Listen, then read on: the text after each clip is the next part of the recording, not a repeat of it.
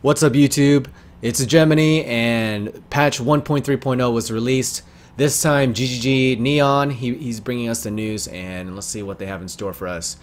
Added 2 new microtransactions: Seraph Bow, Weapon Skin, and Verdant Blink and Mirror Arrow skill effect. So new MTX, always good. I've seen this Seraph Bow one. It looks okay. I don't know if it's something I'm going to purchase. Maybe if it goes 50%, 50% off. Verdant Blink one is pretty cool. It's just like a bunch of shrubbery or green, like grass, tall grass. I guess it makes you look more like a hunter, like a true hunter-gatherer. Mirror Arrow, I don't know what that is. Added 3 new unique items, 2 of which were designed by supporters. So one of them that was shared by Bex. Let's see if we can pull that one up. Bex. Here we go. She posted one. It said, oh jeez, why is it going to this? Bex. Remember when? Community showcase. Is it this? No, it's not this.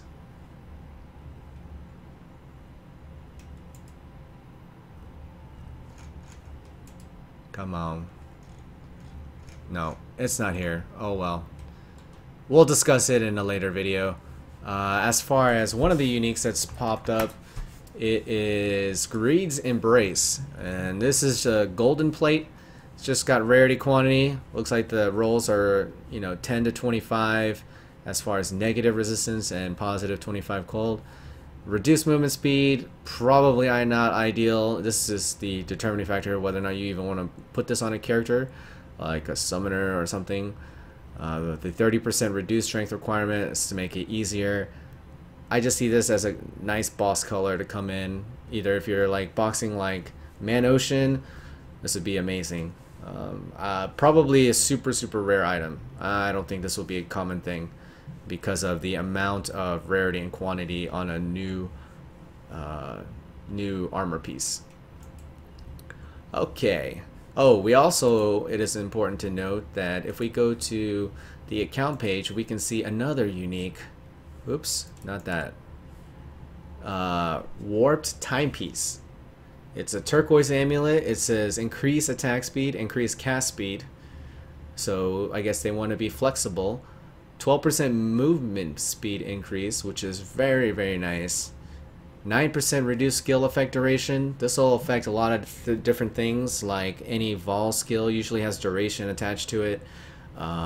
Immortal Call, casting damage taken, self-cast, Molten Shells, a lot of different things that has duration. Even it'll affect your Arctic armor in the fact that it'll make the trail dissipate quicker. We have increased life leech rate and 30% mana leech rate increase. So I guess they're kind of pushing to have more items with this mod, so that maybe it'll incentivize you using the masters that have increased leech rate on that, and maybe, I don't know, make some pretty cool items. Get close to Valpack, but not really. It is possible. But overall, I don't know how I feel about this being a 1,000-point reward. It looks kind of cool, but I would like a 1,000-point reward to have something that you can visually see. I definitely think like an armor or a weapon piece would be much more fitting. We have a Beano's, Malachi's Artifice, Malagaros. This is an excellent reward for 100 points. It's super easy. I probably will go for these just because I love Malagaros. I use them in a lot of builds, and the roll on this particular one is pretty nice, 28, 50, 34. And I imagine I could use that for PvP also. Alright, so moving along, let's go back to the patch notes and see how, this will change the game. Alright, here we go. A 4th unique. Okay, so that's outside of the 3 new ones. So we have the Halls of Grandmaster, which I think is outside. Yeah, added the Halls of... So we're going to have 5 uniques, I guess. The 3, one of them's already been discovered. Halls of Grandmaster unique map. The map currently has 3 full wings, 150 Grandmasters. More will be added in future patches. And I'm guessing that's what that door is for. I think I was the world first to clear it. I had 1 death. Actually, it was a very avoidable death. I just got cocky. I was breezing through it. It was a Molten Striker.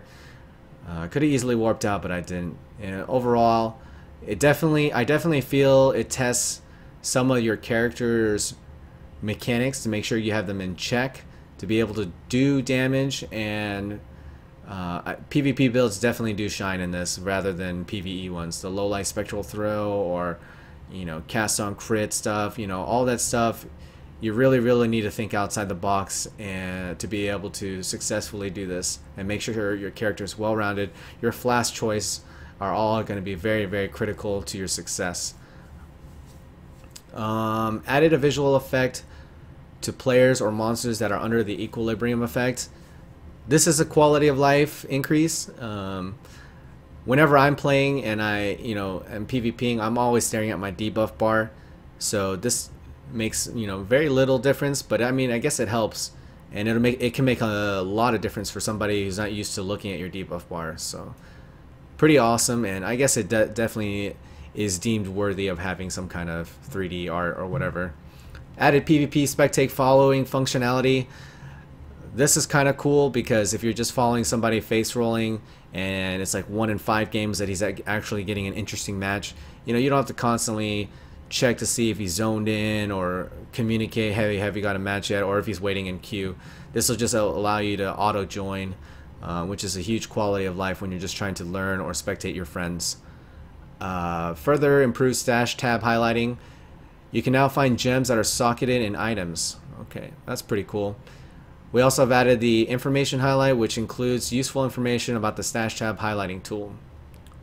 One thing I think that they should implement that I have yet to see is something like a separation between rewards and regular stash tabs. So these are regular stash tabs that I have set aside, and then I have a bunch of these junky race rewards. I definitely think that it'd be fair to put like 2 tabs, one for regular and one for race rewards, so that way you don't have to always put them in the back. I'm constantly having, because these will spawn in the front, and I'll constantly have to like just click over, and when I have to go through 115 stash tabs, it takes a long time to get back there.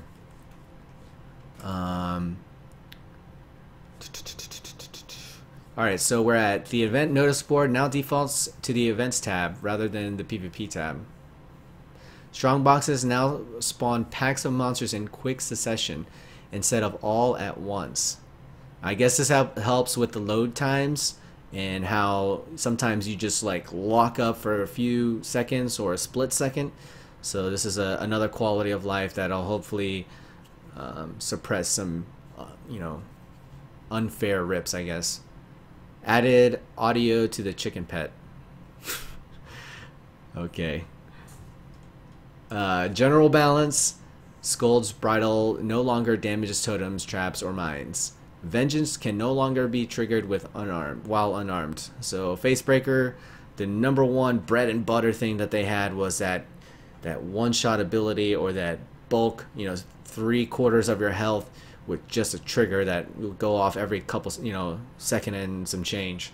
So this is definitely a much needed change. It was so OP, it almost made them untouchable, like very scary.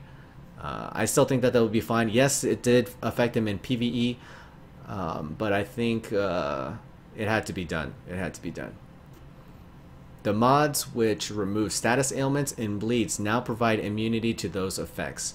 The dowsing suffix makes you immune to ignite while still removing burning. So this is to make it so where you're not immune to like righteous fire or searing bond damage. It would be unfair if you're able to dispel, and then all of a sudden someone who's focusing on righteous fire damage or focusing on what do you call it, fire trap damage, burning ground, or searing bond, that you wouldn't be immune to it. So that's why they worded it like that. As far as PvP, this is probably one of the most game-changing, meta-shifting of Flask. It's all too often where we see panicked, instant, I'm doing a map that's not giving me any drops. What the fuck? Hold on, I'm recording a video. Okay, moving along. So we so we have Zana's crafting bench mod for Beyond now grants 15% chance to spawn Beyond portals, down from 20.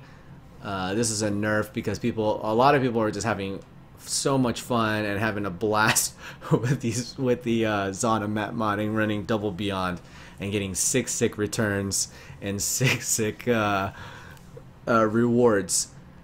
Otherworldly prefix for maps now only grants 10% increased item quantity, down from 16.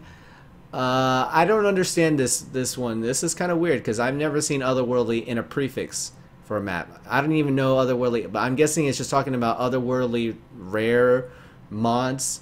The ones that are actually on the mob are getting nerfed. Or maybe this is just to set up for the future, or they're adding otherworldly to the map pool. That would be pretty insane. Reduce the quantity of items dropped by magic and rare beyond demons. This is also another nerf to that double Beyond action that everybody was doing. Bending Stone no longer drops substantially more and better items than the other Beyond demon bosses. Okay, so they're rebalancing the risk rewards. Abixoth, the end of all that is now drops substantially more and better items than the other Beyond demon boss. This is a good change. I think everybody, or most people, have already seen the what's it called? The Ghosted Beyond Abixoth by Gouda. It was like Gouda versus that guy, and he took so long and he died a couple times. He finally took him down and he didn't even get a unique. So I'm guessing, you know, the developers either saw that video and were like, man, that's kind of underwhelming for that epic fight. You know, he's ghosted, so he should have extra rewards, but he didn't. He dropped very disappointing items. Bloodlines and torment balance. Tormented spirits now substantially are more inclined to possess a monster when it is in range. This is awesome. I found it all too often when I was playing on Torment.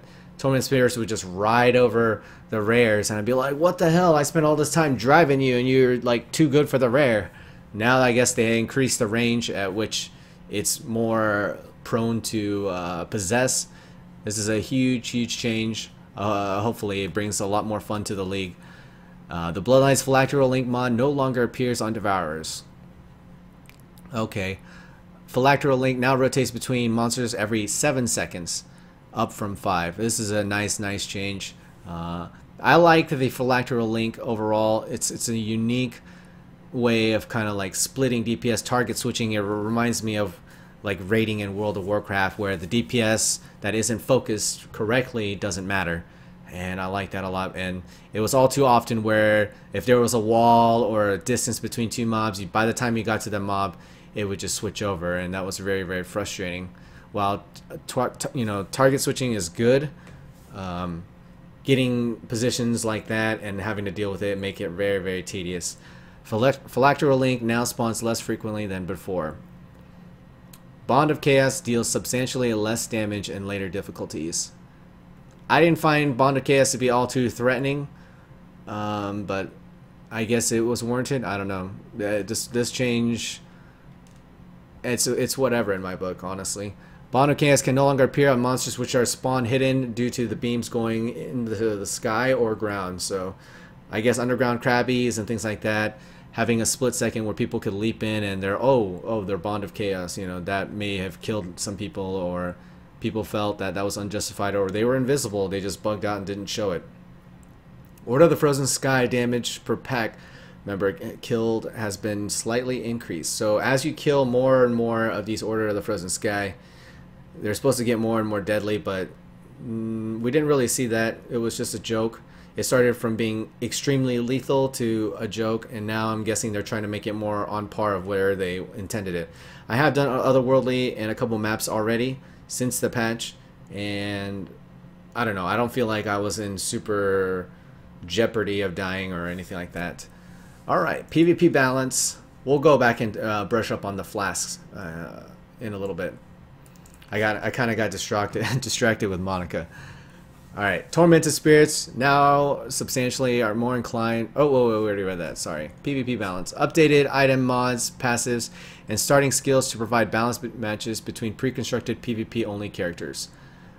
This was definitely a necessity. If you're not going to be able to trade or do anything, I feel like uniques or, you know, with the bottom roll, obviously you can't just give them a perfect rolled gold worm or gold rim and, you know, expect that to be okay. Then, you know, gold rims wouldn't be worth anything, you know. But to have like something maybe like a gold rim that was 3 linked with, you know, the bottom roll, which is 30, I don't think that would be game breaking, and it would make it much more enjoyable for people to start out and actually give them a fighting chance. So there was a big complaint about just the pre-constructed characters being absolutely worthless, and they definitely could do much more in giving them crappy rolled low level uniques, you know, just to get started, and maybe a couple links here and there. Even giving them a tabula rasa, I don't think it would be game breaking. But they have to be careful on, you know, how much they give, because they don't want to disturb the value of certain items too much. Maybe it's too much. All right, they could give you like a white or blue 5 link. I think that would be okay too. Let's see. PvP balance changes. These will not affect the characters outside player versus player combat. Tornado shot. So I'm guessing the CC that I was experiencing through the Halls of Grandmaster, that was still 5 seconds, not 2.5, since it was in a PvE map in a PvE setting. However, the fights were very PvP engaging. We have tornado shot damage has been reduced by a further 10%, total reduction of 30%. It's still going to be strong. People are still probably going to use it on a trap.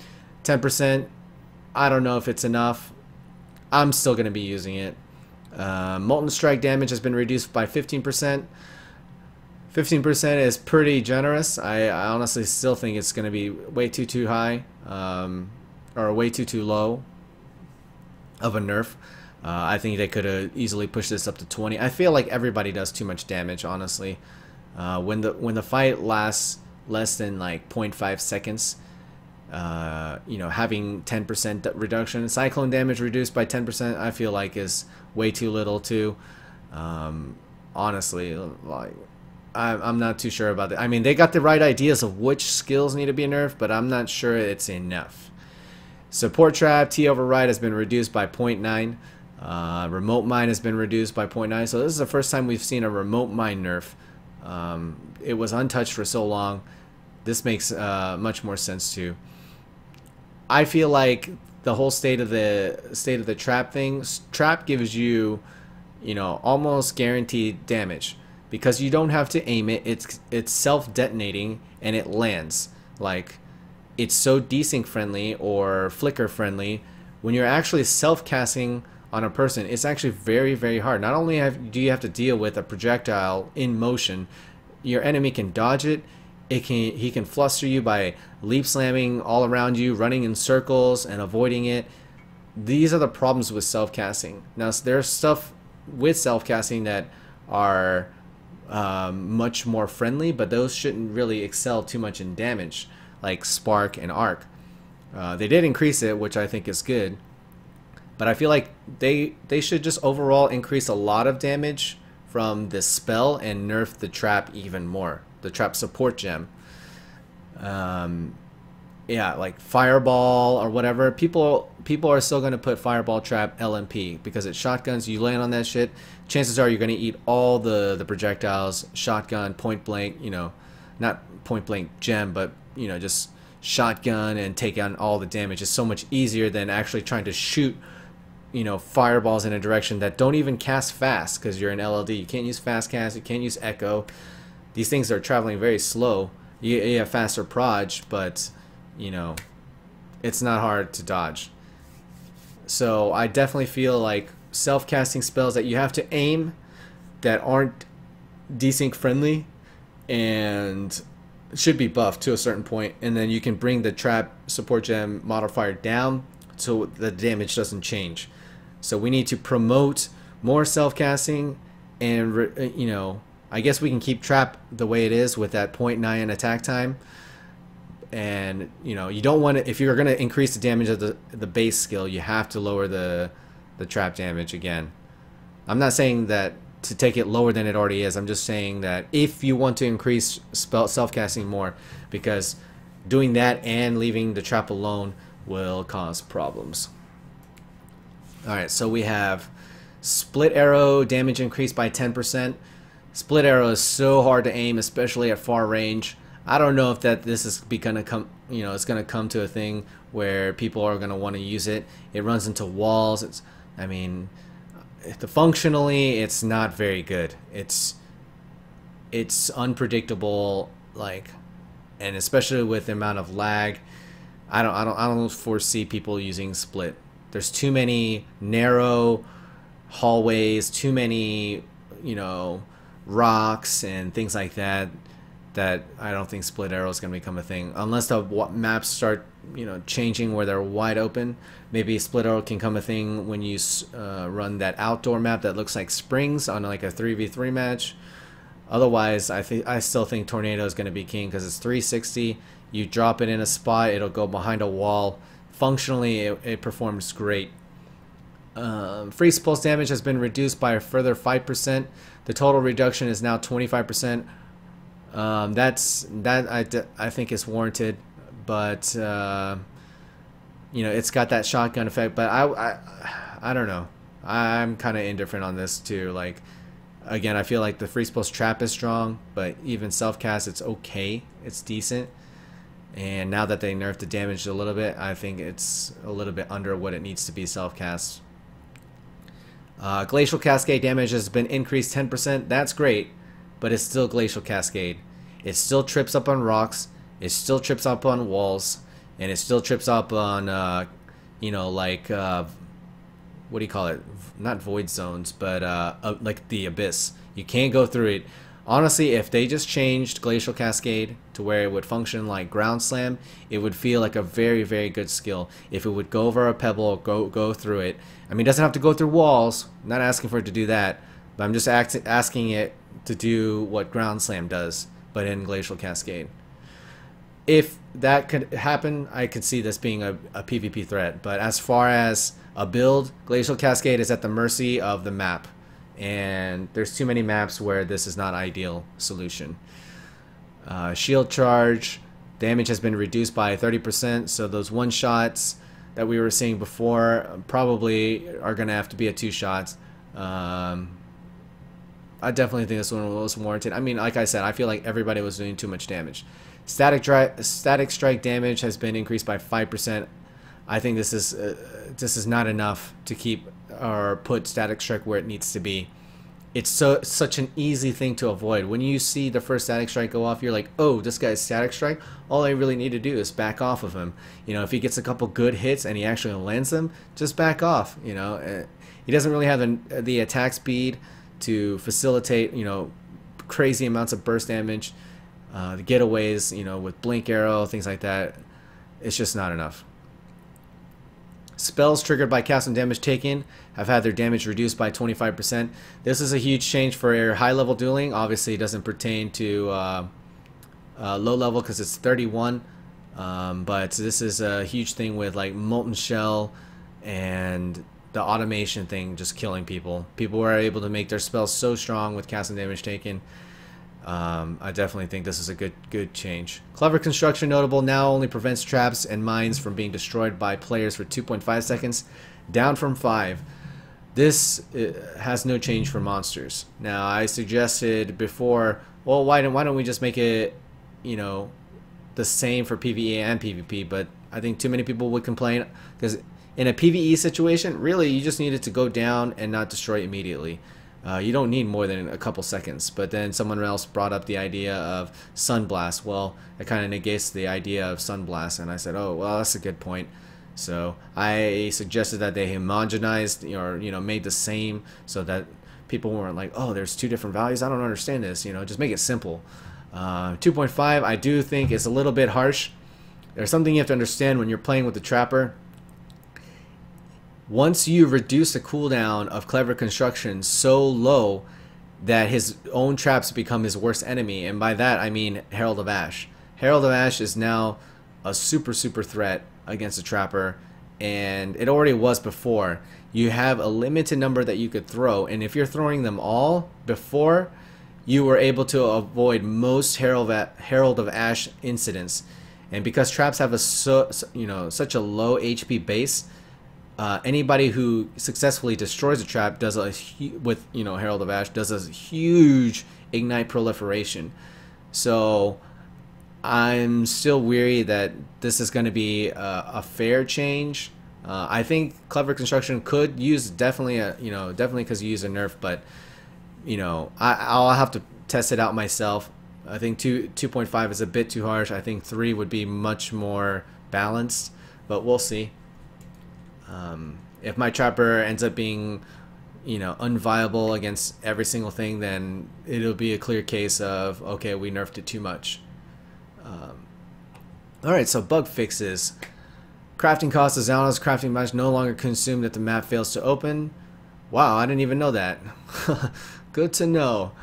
Fix the bug where masters in your hideout could appear underground. I've never seen it. Fix the case where weapons in the warehouse causes some blockages. Okay, let me just skim through this and see if anything is worth reading. Shield crabs. Fix the bug where Doge Alexander Skull Bars could stun the player. Hopefully if they fix the bug where you get perma-stunned in a match. I believe they fixed that. Where if you were frozen or stunned... Yeah, here it is. Fix the bug where players could get permanently stunned if they were stunned during the revive round change in PvP matches. This is how I lost that Swiss match, if you guys remembered. I got heavy striked in the critical round, and I went into the last round for all the marbles, perma-stun, and I lost. I was doing really well up until that point, and that pretty much, I don't know, lost me a lot of ranks. I think I was top 2 at that point. Very unfortunate. This happened to me twice. Once in Swiss and another one in, it was a 3v3, I think. Fix a bug where you could spell dodge a bear trap. Wow, that was wondering, like, because I know people have acrobatics, but I felt like I would throw 6 or 7 traps and none of them would land. So this is probably the culprit of that. Mainly when I fought against Doublicious as one of my guild members, I was wondering how the fuck he was able to siphon so much RNG at a consistent rate with my bear traps, and I guess it's fixed now, so it'll be much more competitive. Okay. Fix a bug where the name of the portal which returns to you from PvP areas to the hideout was incorrect. This was a problem mainly in CTF. You would go to a portal expecting to zone out and you couldn't. You had to go use the other one. And sometimes you couldn't even do that. You just have to log out. Alright, so that's pretty much the patch overview. Hopefully you guys like that. Okay, so I wanted to brush up back up on the Flask changes. So now that we have heal over times and catalyze whatever, it's, all these different mods are going to become much more interesting. And what is this actually going to do into matches? Well, number one, if you're like a puncture trapper or somebody who relies heavily on degen, it's going to make a lot of cat and mouse chases much more exciting, in my opinion. You're going to see some pursuits, some hot pursuits, and you're going to see a lot of people trying to avoid somebody with that ailment as soon as it goes up. So instead of being aggressive all the time, you're going to definitely see that push-pull mechanic in maps, especially archer versus archer or archer versus melee.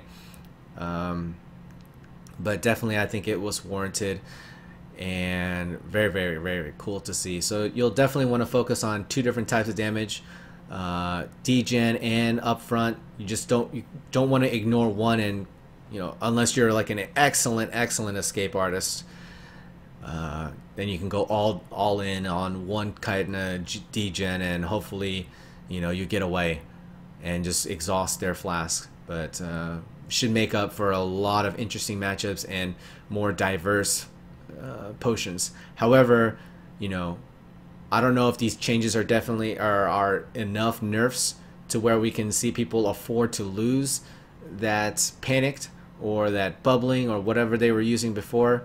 So we'll see. We'll see. Time will tell. I think that they need to do a little bit more, and then the Flask change will become even more interesting. But yeah. So those were pretty much my thoughts on 1.3.1. I hope you guys enjoyed this. If you like this video, feel free to like, share, subscribe, whatever. And I'll do more in the future as long as they keep releasing these notes. We'll have a lot of discussion live on stream about the new uniques, what they can be used, you know, with. And I have a video uploading the Halls of Grandmaster. Feel free to check that out. Thank you guys for tuning in, and I'll see you guys later.